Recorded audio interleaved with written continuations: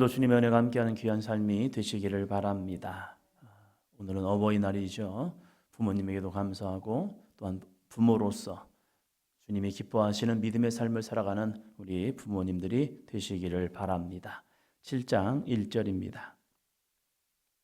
모세가 장막 세우기를 끝내고 그것에 기름을 발라 거룩히 구별하고 또 그 모든 기구와 제단과 그 모든 기물에 기름을 발라 거룩히 구별한 날에 언제 이런 일이 있었느냐를 이 1절에서 이야기하고 있습니다. 그러니까 민수기 시작 전에 출애굽기 마지막 정도에 이제 성막을 다 만들고 나서 이스라엘 백성들이 하나님께 제사를 드리는 그 시간, 모든 성막을 다 완성하고 나서 하나님 이렇게 완성했어요 라고 하면서 하나님 앞에 이 회막을 성막을 봉헌하는 봉헌식 날에 뭐 했느냐? 온 백성들이 함께 모여서 이 성막이 장막이 거룩하게 구별되는 모습을 보게 됩니다.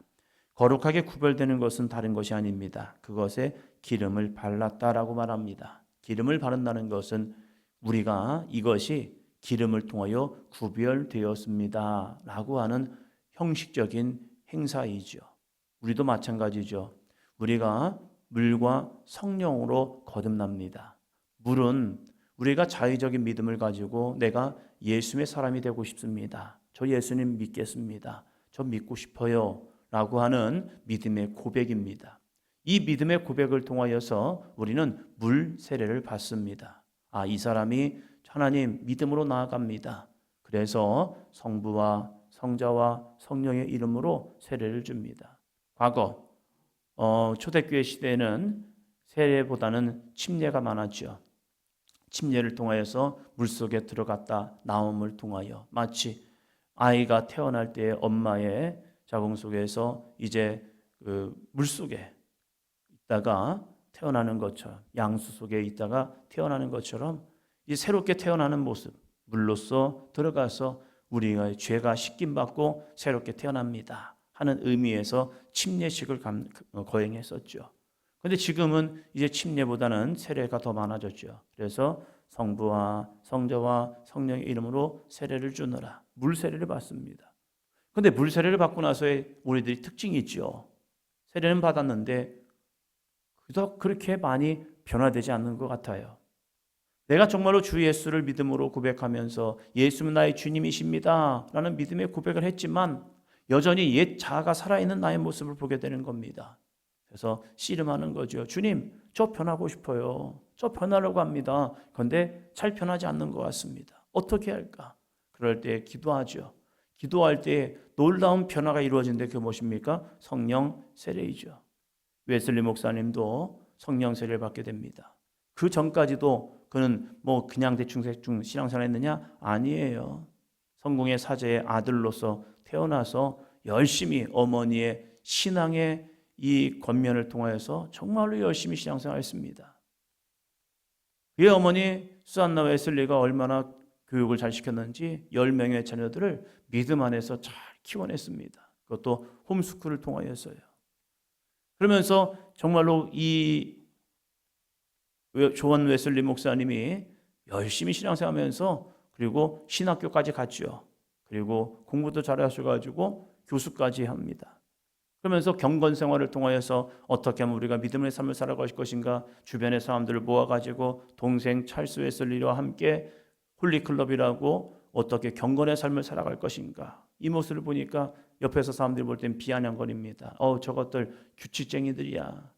규칙을 정해놓고 봉사하고 금식하고 기도하고 헌신하는 모습을 보면서 꼭 저렇게 살았까? 우리에게 말로 쉽게 말하면 저것들 율법주의 아니야? 하면서 하는 규칙쟁이들, 메소디스트 이렇게 하면서 그럼에도 불구하고 그 마음에는 뭐냐면 주님을 향한 거룩한 사랑, 그 사랑 때문에 건강하고 싶어서 열심히 살아갔죠. 그럼 이 모습 속에서도 풀리지 않는 문제가 있는 거예요. 그것이 뭐냐면 나는 어디까지 변화될 수 있을까? 이 씨름을 하다가 우리가 잘 알듯이 1738년에 5월 24일 날 그가 성령의 기름 부으심. 그 전에 없었을까? 아닐 거예요. 그 전에도 성령께서 그를 인도하시고 역사하시는 모습이 있었을 겁니다. 그런데 그가 영적 체험을 통하여서 그렇구나. 성령께서 내 안에 계시고 나를 감싸주시고 나를 다시 일으켜 주시는구나. 이 믿음을 가지고 웨슬리 목사님이 다시 변화된 삶을 살아갑니다. 그에게 있어서 1738년에 5월 24일의 사건은 잊을 수 없는 기억이 된 거예요. 그 기억 속에 하나는 뭐냐면 하나님이 나와 함께 하신다. 성령이 내 안에 역사하신다.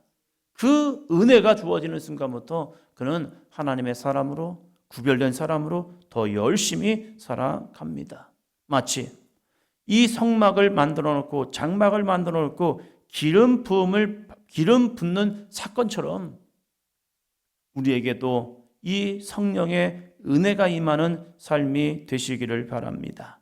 그러면 거룩히 기름 부음을 통해서 구별하는 걸로 끝났느냐? 아니죠. 그 기름 바르는 사건을 시작부터 그들은 뭐 했느냐? 하나님 앞에 제사를 드립니다. 왜요? 구별되었으니까. 성막이 세워진 이유가 무엇입니까? 이 거룩한 성막이 세워진 것은요, 하나님께 예배하기 위해서입니다. 그래서 뭐 했느냐? 2절입니다. 이스라엘 지휘관들 곧 그들의 조상의 가문의 우두머리들이요 그 지파의 지휘관으로서 그 계수함을 받은 자의 감독된 자들이 헌물을 드렸으니 아멘. 12지파의 한 사람씩. 이스라엘 백성들이 대략 몇 명이었을까? 20세 이상 군대에 나갈 만한 사람들을 계수해 보니까 60만 3,550명이었습니다. 많은 인구였죠. 그럼 전체 인구는 얼마였을까 따져보니까 200에서 250만 정도가 되지 않았을까라는 그러한 계산법이 나오더라고요. 200만 중에서 12명이 세움을 받는 겁니다. 각 지파 중에서도 한 사람씩만 그 지파의 지휘관은 무엇입니까? 이제 통솔하는 자죠. 군대에서 통솔해서 이제 우리가 어떻게 이 지파를 갖고 데리고 나갈 것이냐 하면서 통솔하는 자, 그 지휘관으로 세움받는 것은 영광이요 은혜입니다. 그 영광의 자리, 은혜의 자리에 이들이 12명의 사람들이 세움을 받았습니다. 세움받는 걸로 끝났느냐? 너희는 지휘관이야 그러면서 귀한 은혜만 받는 걸로 끝났느냐? 아닙니다. 이들을 통하여 뭘 하느냐? 헌물을 드리게 하였습니다. 직분을 받는다는 것, 이것은 명예직이 아닙니다. 교회는 직분을 받는다는 것은 뭐냐? 헌신의 자리에 서기 위한 주님의 부르심입니다. 예수님께서 12제자를 부르신 것은 그들을 통하여서 귀신을 내어 쫓고 그들에게 복음을 전하고 하라고 12제자를 부른 거지. 야, 너희는 12제자가 되어서 나중에 칭송받아. 베드로가 12명의 제자 중에 수장이었고 안드레, 요한, 야고보 하면서 도마, 이런 사람들이 이 쓰임받음을 통해서 너희들이 예수님의 제자야 하면서 명예를 얻기 위한 것이 아니었어요. 교회의 직분은 동일하더라고요. 하나님 앞에 헌신하라고요. 또 초대교회에서 7명의 집사님을 세웠지요. 그 집사님을 세운 이유가 무엇입니까? 교회에서 여러 가지 일들을 감당하라고, 사역을 하라고 직분이 세움받는 거예요. 12명의 지휘관들이 쓰임받은 이유는 너희들이 지휘관이 되어서 사람들 시키고 명령하고 거기만 있어, 이게 아니에요. 너희가 지휘관으로 사용받았느냐? 그러면 이렇게 헌신해. 가끔 가다가 유튜브나 이런 모습을 보면요, 교회가 봉헌을 하면서 직분자들을 세웁니다. 장로님도 세우고 권사님도 세우고 집사님도 세웁니다. 그 세우면서 이제 그분들에게 헌물을 요구합니다. 그랬더니 뭐 세상에 사람인지 교회 사람인지 거기에 대해서 많은 이야기들이 나와요. 야, 뭐 직분을 하는데 뭐 이렇게 헌신을 요구했다, 뭐 재물을 요구했다, 헌금을 요구했다 하면서 이런저런 말이 참 많더라고요. 그러면 우리가 다시 한번 물어봅니다. 직분은 왜 세우는 겁니까? 교회의 직분자를 왜 세우냐 이거예요. 우리 교회 장로님이 이런 분이고 권사님이 이런 분이고 집사님이 이런 분입니다. 그냥 이런 분이 그냥 집사님이 되셨어요. 권사님이 되셨어요. 장로님이 되셨어요. 이것 때문에 시키는 겁니까? 아니에요. 교회 직분은 일하라고 시키는 겁니다. 6월 3일 우리는 지방선거를 또 합니다. 지방선거 왜 합니까? 이분이 시장님이에요 하면서 시장님 대단하십니다. 도지사입니다. 도지사 대단합니다. 그 사람들에게 명예 주고 그들에게 많은 월급을 주기 위해서 시키는 겁니까? 아니에요. 지방의 지도자를 세우는 것은요, 일하라고요. 그래서 일 못하면 다음에 안 뽑아요. 이 사람 일 못했으니까 안 뽑을 거야 하고 새로운 사람 없을까 해서 새로운 사람을 또 뽑습니다. 세상에 이 직분도요, 일하라고 시키는 겁니다. 교회의 직분은 하나님께서 이들을 통하여 하나님이 영광 받으시기를 원한다는 거예요. 직분을 받을 때 우리의 마음은 무엇입니까? 주님, 저를 사용해 주세요. 목회자가 되는 것도 마찬가지죠. 하나님의 부르심을 받고 신학교를 다니면서 그 기간 동안 많은 씨름을 합니다. 내가 정말로 직분을 받는 게 맞을 것인가? 내가 하나님의 사람으로 쓰임 받는 게 맞을 것인가? 이번에 저와 공부하는 목사님, 강도사님들 중에서 6분의 이제 분들이 목사 안수를 받더라고요. 그러면서 이제 교수님이 그들 축하해 주기 위해서 잠깐의 축하 시간도 가졌는데, 목사로서 시작을 하면서 얼마나 많은 마음가짐이 있는데요. 내가 목사가 되는 게 맞을 것인가? 내가 목사로서 하나님께 쓰임 받는 것이 맞는 것인가? 많은 갈등을 하지만 그래도 첫 부르심, 그 부르심을 기억하면서 헌신하며 나아갑니다. 교회에 직분자로 세움받는다는 것은 그냥 세움받는 것이 아니라 주님이 나를 쓰기 원하신다는 거예요. 그럴 때 우리는 해야 할 것이 무엇입니까? 그냥 하나님, 내가 직분 받았으니까 이렇게 합니다. 이게 아니라 정말로 하나님을 사랑하는 마음, 주님께 헌신하는 마음, 주님께서 주셨사오니 주님께서 나를 사용하여 주시옵소서라는 믿음을 통하여 드리는 거예요. 드림에 있어서 정말로 힘과 힘을 다하여서 드립니다. 그 어떻게 드렸는지 내용들이 다 정해져 있습니다. 그냥 내 형편껏, 내 상황껏 아닙니다. 첫날부터 쭉 드리는 모습을 보면요, 12명의 지휘관들이 동일하게 드립니다. 그럴 때 한번 생각해 봤습니다. 이 사람과 이 사람과 이 사람이 형편이 똑같았을까? 어떤 사람은 좀 괜찮을 것 같고 어떤 사람은 좀 부족할 것 같은데 어떻게 이 동일한 모습으로 드렸을까? 첫날부터 드렸던 내용물을 보면요, 이게 만만치 않습니다. 소도 드리고 염소 드리고 양도 드리고 또 은도 드리고 그리고 금도 드립니다. 여기는 광야입니다. 그들은 종살이하고 왔습니다. 종살이하던 그들이 무슨 능력이 있다고 이렇게 요구하셨을까? 어떤 사람은 할 수도 있었겠죠. 어떤 사람은 버거웠을 수도 있을 것 같아요. 그런데 이 모든 일들을 감당해냅니다. 그리고 하나님은 놀랍게도 12절부터 한 사람 한 사람의 이름을 불러갑니다. 유다 지파 암미다답의 아들 나손, 이사갈의 지휘관 수아리 아들 느다넬 하면서 12명의 이름을 한 사람 한 사람 불러가고 그들이 드렸던 헌물을 그대로 동일하게 똑같이 이야기하면서 이 사람이 이렇게 드렸다, 저 사람이 저렇게 드렸다 하면서 그들의 헌신을 그대로 동일하게 이름을 호명하면서 나아갑니다. 왜요? 그들이 힘을 다하여 드렸기 때문입니다. 그러면서 오늘의 말씀 11절 이렇게 이야기합니다. 11절. 여호와께서 모세에게 이르시기를 지휘관들은 하루 한 사람씩 제단의 봉헌물을 드릴지니라 하셨더라. 아멘. 자신의 시간이 되면 하루 한 사람씩, 그리고 백성들은 그들이 드리는 헌물을 보면서 함께 제사를 드립니다.